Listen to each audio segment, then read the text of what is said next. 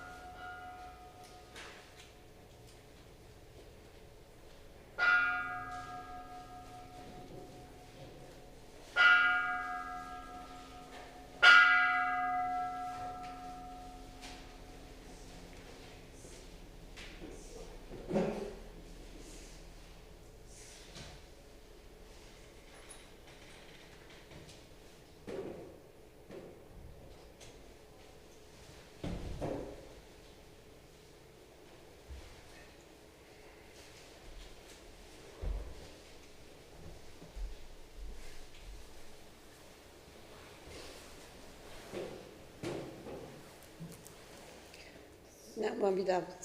Namo Amitabha. Namo Amitabha. Namo Amitabha. Namo Amitabha.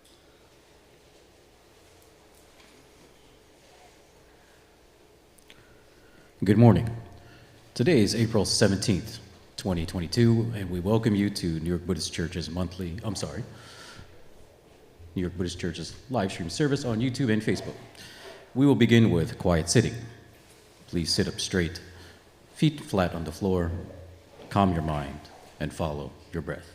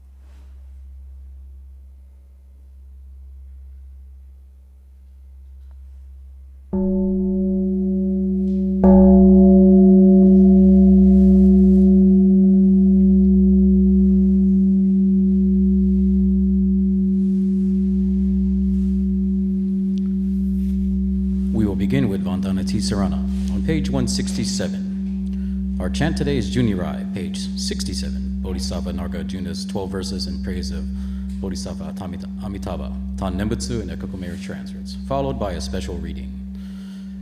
Our Gobunsho today is the letters of Rennyo Shonin, Shonin Ichiryu no Sho, chapter on the teaching of Shinran Shonin. Reverend Isabelle Shinjo will then share today's Dharma message.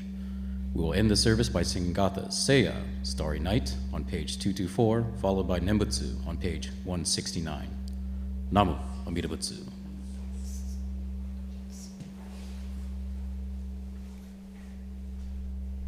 Please stand, if you may.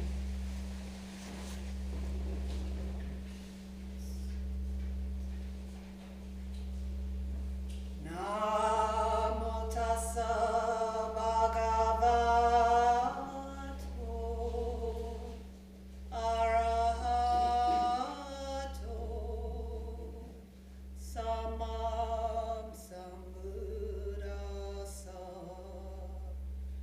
Homage to him, the exalted one, the enlightened one, the supremely awakened one. Buddham saranam gacchami. Buddham saranam gacchami. Dhammam saranam gacchami. Dhammam saranam gacchami. Sangham saranam gacchami. Sangham saranam gacchami. I go to the Buddha for guidance. I go to the Buddha for guidance. I go to the Dharma for guidance. I go to the Dharma for guidance. I go to the Sangha for guidance. I go to the Sangha for guidance. Namo Kie Butsu. Namo Kie Butsu. Namo Kie Ho. Namo Kie Ho. Namo Kie So. Namo Kie So. Namandavats. Namandavats. Namandavats.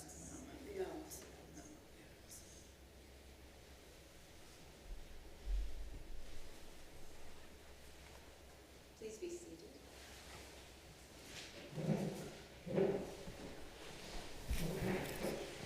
The Sutra chant is Junirai on page 67.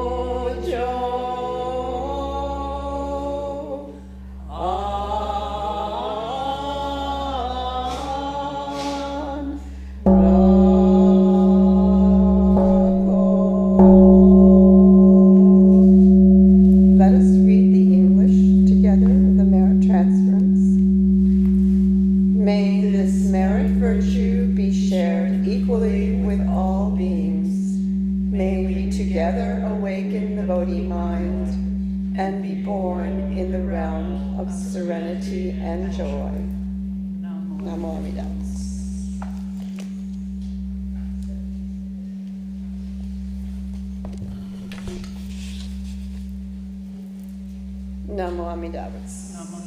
Namo Amitabha. Namo Amitabha. Namo Amitabha.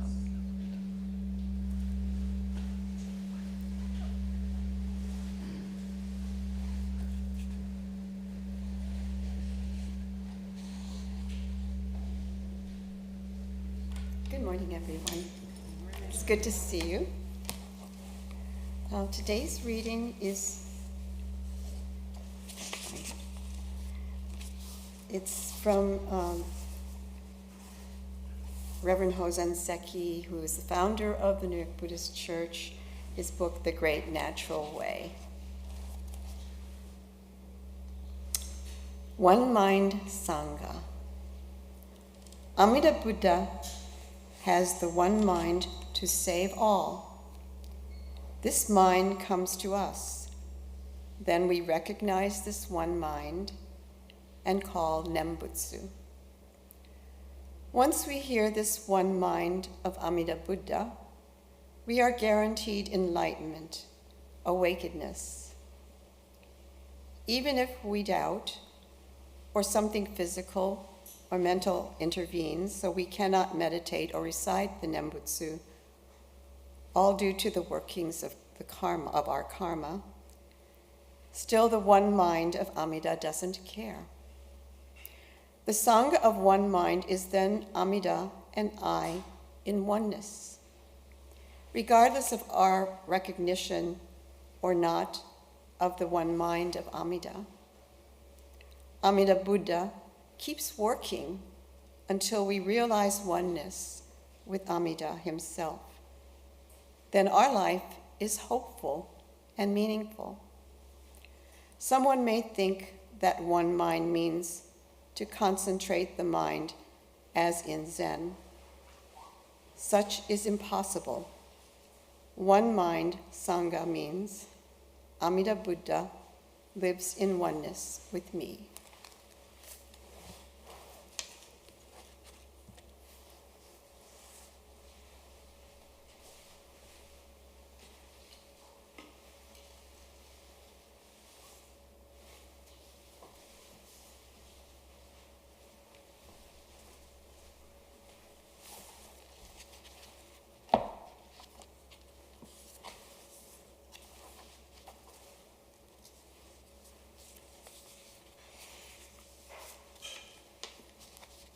I'll be reading the Gobunsho, the tradition of Shinran Shonin, by our 8th abbot, Rennyo Shonin.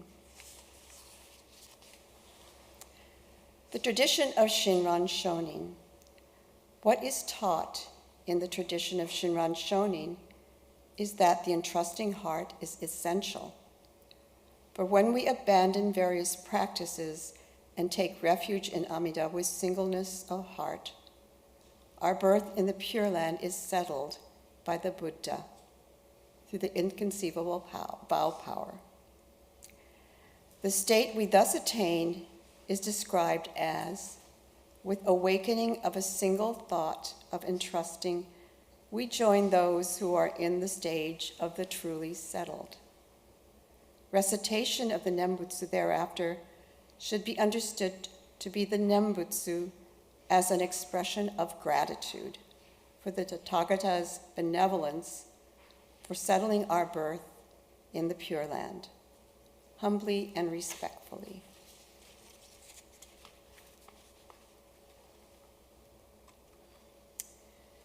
Shonin Ichiryu no go kanke no momuki wa shinji no motte honto serare soro.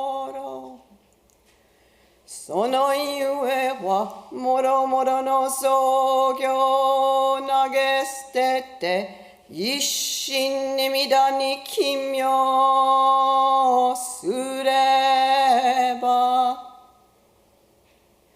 Fukashigi no gan ni kito shite but no kata yori ojo wa jijo seshimeta mo.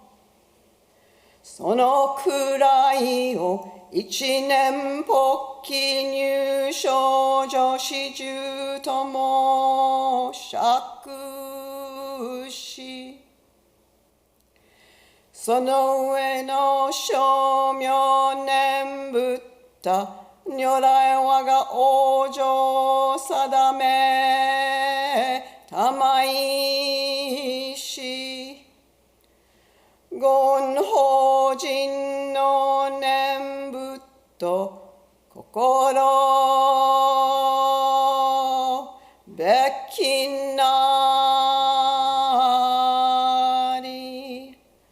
anakashiko anakashiko.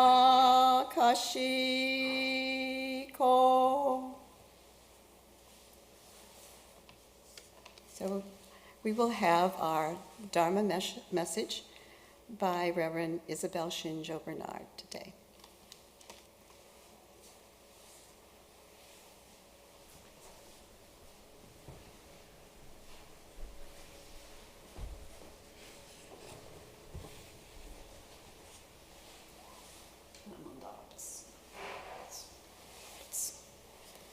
Good morning, everyone. It's lovely this time of year, isn't it? Although some of you with seasonal allergies may disagree. For me, I have a very inconvenient allergy to incense. Not a good allergy for a Buddhist minister at all. For the most part, I think we all enjoy the change of light from the flat, cold grayness of winter to the warmer, fuller light of spring and all the attendant changes it brings. Foliage, flowers, song of birds, the smell of the earth after the rainfall, and the soft breezes that tease instead of freeze our faces.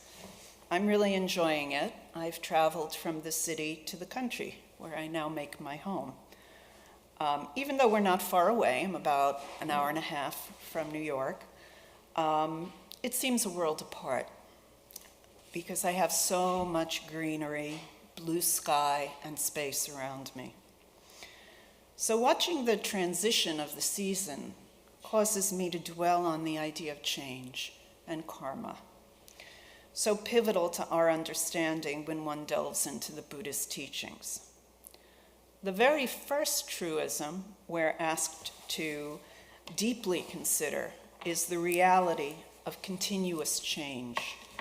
That is, all things, including what we imagine to be our very selves, are in a constant stream of flux, not independent and permanent, as we imagine, but continually transmuting and changing, mirroring what we see in nature, in fact.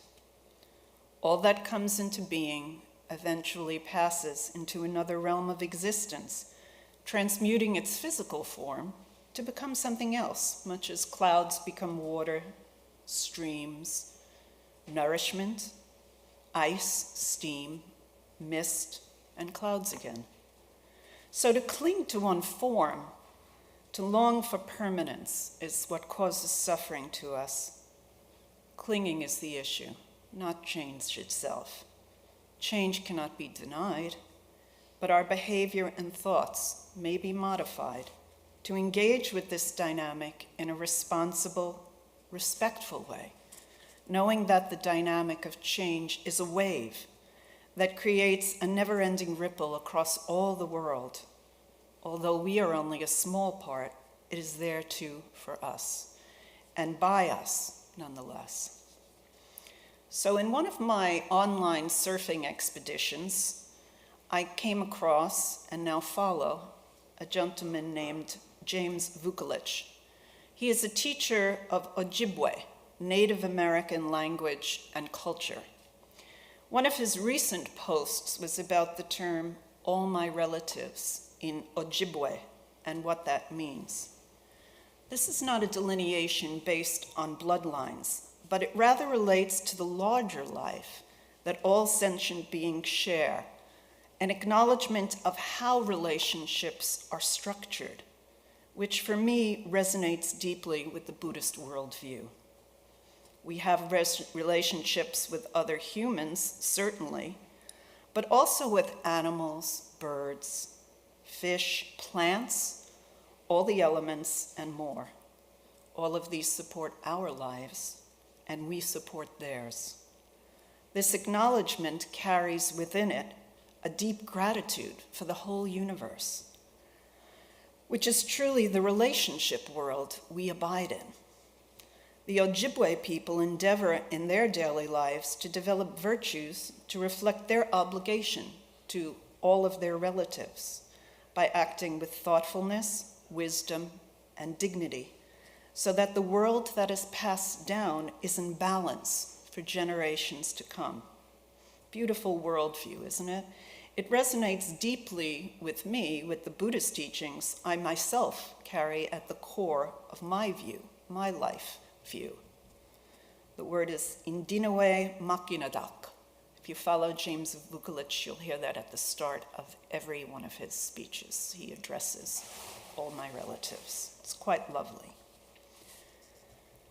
However, the world we live in currently is far from ideal, isn't it?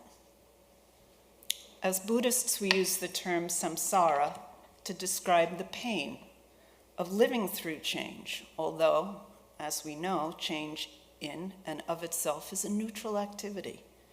And as I say, it is, as we know, it is our attachment to things staying as they are, wanting them to stay as they are, that causes us pain. These days, many debate the future of our country as various political factions try to cement their own worldview in place. Some feel theirs is the only correct or righteous worldview, and perhaps we all do. Opinions are, after all, just that, holding on to one view over another. Some societies value the larger societal good over the individual good, but some feel otherwise, that an individual's property rights should take precedent. As times as we are living through, when these are debated, the callous disregard of the needs and the values of others' lives is sadly apparent. Writ large upon our consciousness by the news media every single day, we cannot escape it. And as I stand here before you, my mind cannot help but travel west to Ukraine, where needless war is ongoing and people on both sides of the conflict are dying. Living here in the US, where my life is in safety, I'm saddened by reading the words of those who only lament the rising prices of gas and food. Our day-to-day lives may be more difficult for a while, but sleeping soundly at night without the sounds of artillery and bombing, there is much I have to be grateful for. And selfishly, I am. I am very grateful I'm here and not in Ukraine. So, do you all know the song, 1,000 Winds? Have you heard the song? It's a very beautiful song in Japanese about, it was actually a poem written first in English, and a very beautiful melody was created by a Japanese musician. I was introduced to this song by Reverend Matsubayashi. He used to sing it for us sometimes. And through hearing it, I'm reminded again of the poignancy inherent in existence, that human life is transient, no matter how much we long for it to continue, just as it is. We indeed become deluded by our own desire for sameness, for continuity of the simple pleasures of living. Good meal, a soft bed, being with our loved ones, for maintaining our lives as we wish them to be, with those we wish to be with. But life isn't really like that, as we are sadly reminded by the news which reverberates with the ongoing conflict and increasing casualty numbers. So the song, Thousand Winds, I'll share the lyrics with you. Do not stand at my grave and weep. I am not there. I do not sleep. I am 1,000 winds that blow. I am the diamond glints on snow. I am the sunlight on ripened grain. I am the gentle autumn's rain. When you awake in the morning hush, I am the swift uplifting rush of quiet birds in circle flight. I am the soft star that shines at night. Do not stand at my grave and cry. I am not there. I did not die. Reverend Grant Ikuta, who's a BCA minister, in a Dharma talk noted that he rewrote this song to read, "Do not stand at my grave and cry, for we are now one, Amida and I." He goes on further to say, in the Buddha Dharma, one of the fundamental teachings tells us where there is life, there must also be death. We do not become immortal through the Nembutsu teaching, but instead we are made to understand even death is okay when we realize that we become one with Amida Buddha. So although we are powerless to turn the tide of war overseas, we can focus on each unrepeatable moment of our own lives, of the interconnected nature of our lives, which Shakyamuni Buddha has taught us to recognize and value. We can focus on generating loving kindness to others, knowing that acts of simple kindness echo beyond ourselves, adding meaning to the content of others' lives. We can focus on being more mindful, more grateful for that which we are given by all those who support us, all that which is at the very foundation of our lives. We can find ourselves in the smiles of children, the purrs of cats and tail wags of dogs, in birdsong, an exchange of pleasantries with neighbors, an unexpected call from a dear friend, a meal prepared for us, a walk in nature, in the radiant color and scent of a newly emerging flower, in the smell emerging from the earth as the sun dries the morning dew. We can appreciate all that we have, and still, we can and do mourn for those who lost their lives in needless conflict. This is our simple humanity. We can do small things for others, knowing that like a snowball rolling downhill, getting larger as it goes, it can continue to accumulate good karma and generate ripples ceaselessly outward, and in time may even crush that which generates harm from others, transforming itself, and that's which it encounters into something utterly different. Snow has many forms: soft, hard, powdery. It is, after all, another form of water, changed by environmental conditions. Our human emotions are also like that, influenced by karmic circumstances, often not to our or others' benefit. Knowing that which is truly beneficial is really, really hard. That is perhaps why Shinran said, "Only Amida is true and real." We can only do our small part for ourselves and for others by being kind, being real, being sincere, and being mindful. Let us join hands together now in Gassho, saying the name together to receive the blessing which Namo Amida Butsu conveys and express our deep appreciation and reverence. Namo Amida Butsu. Namo Amida Butsu. Namo Amida Butsu. Namo Amida Butsu.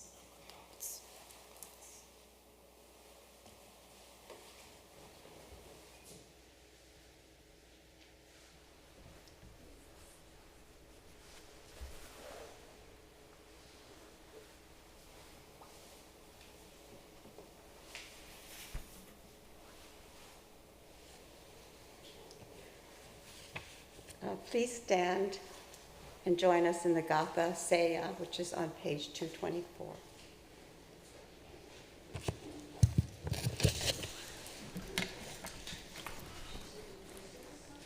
Page 224.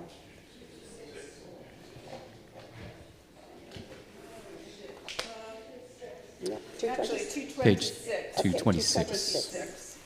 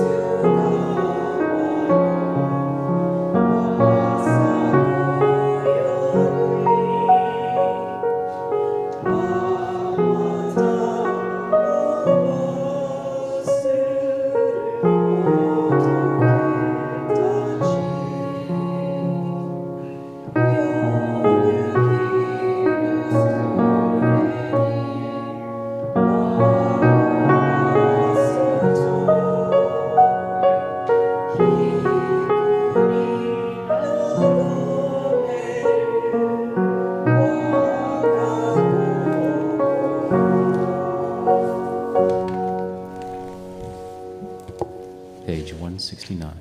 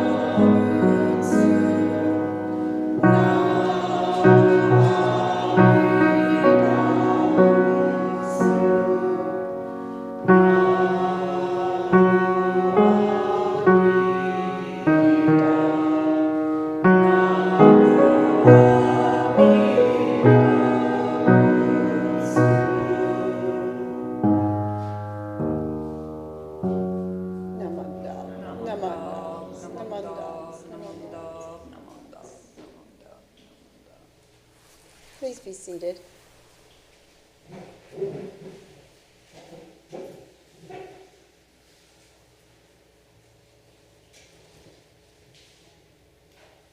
This concludes our service for today, and thank you, Isabelle, for that beautiful, beautiful Dharma talk, which I think, as we face the world today with all the changes going on, how do we as Buddhists, how do we as Jodo Shinshu Buddhists, how do we think about the issues in our world? And I think it really led us to a good way to think about these things.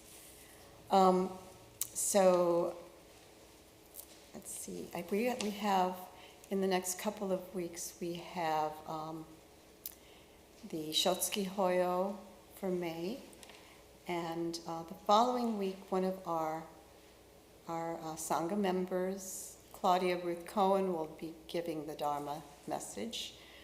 She's a chaplain and works at a hospital here in New York. And she'll share her reflections on her work and what it means to be a Buddhist in that context, too. Also, upcoming is our Sokai, our annual meeting. And this is the meeting, is it on May 15th? 22nd. May 22nd? Okay. There's Gail, our chair. So it's on the 22nd, and it's really a meeting of for everyone. We encourage you to, if you have been members in the past, to renew your membership, and the membership forms are at the back. We encourage you to join us and become a part of the New York Buddhist Church.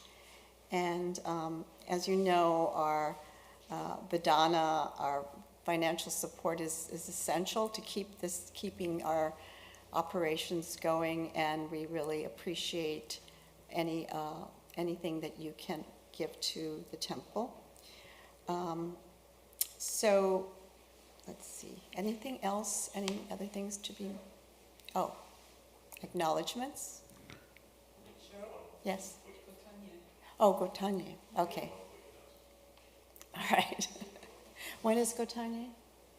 Same day as Sokai. Okay, on the 22nd. So Gotanye, please come to that other special service. So acknowledgements. Okay, message. Hello. We want to remind everybody, those attending virtually, that although we are having live in-person Sunday services, all classes, which include our Wednesday evening meditation, are held online via Zoom. You may request a link by emailing us at nybc332@gmail.com. Again, that's nybc332@gmail.com. Thank you. Okay. I've got other things that I just remembered. But actually, if everybody who's been anticipating that the 331 building to open, we are working on it. And I think in May, maybe mid-May, we don't know exactly for sure. May 22nd, we're scheduled to open the other building. So, and it's been going through major restoration. It's beautiful now. And so we hope that you come and join us too for that. And in gratitude today for all of the help that we have, I want to thank Nobuko Kodama, our pianist, David Brady and Carl Palma, who do all of the tech, ongoing tech. Greeters today, Ruth Funai. Okay. And I'm not sure who donated the flowers, but there's some woman who comes every week and gives us flowers and just presents it to us. So we really appreciate that, Donna. So let's join together in Gassho as we conclude our service today. In gratitude for the opportunity for us to come together as a Sangha, to chant together as a Sangha, to join in a community and share our joys, our sorrows, and to buoy each other up and to become one together. Namo Amitabha. Namo Amitabha. Namo Amitabha.